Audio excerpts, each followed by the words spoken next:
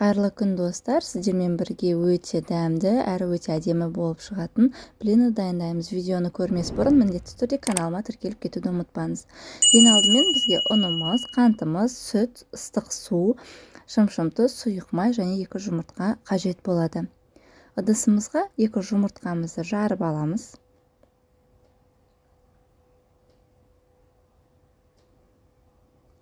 Оның үстіне қантымызды және шым-шым тұзымызды қосып, жақсылап миксерлейміз.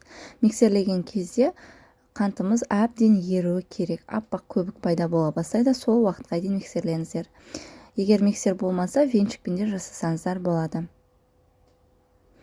Осы массаның үстіне сүтімізді және сұйық майымызды құйып, тағы да миксерлейміз. Бізге тек масса біркелкі болып араласса жеткілікті.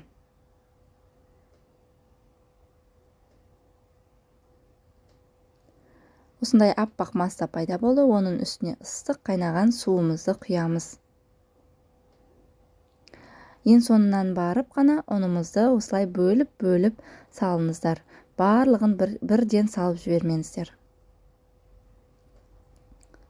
Ұнымыздың барлығын салып біткеннен кейін тағы да бір рет жақсылап тұрып миксерлеп алыңыздар. Арасында іртігі түйір болып қалып кетпесін.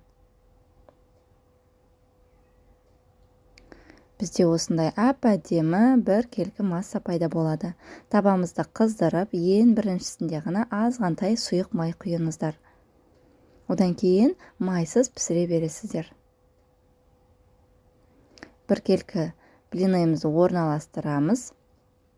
Мен бір жағы ғана күйіп кетпесін деп осылай табамды арлы-бері қозғалтып тұрдым. Шеттері сарғая бастағанға дейін ұстаймыз. Осылай шеттері сарғайғанда асты пісті деген сөз. Екінші бетіне ауыстырамыз.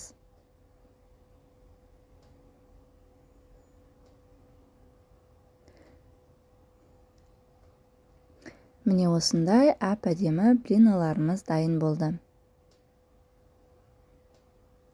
Өздеріңіздің қалауларыңызша ішіне салмасын салсаңыздар да болады. Видео ұнаса міндетті түрде каналыма тіркеліп, лайк, коммент қалдырып кетуді ұмытпаңыздар. Ас болсын.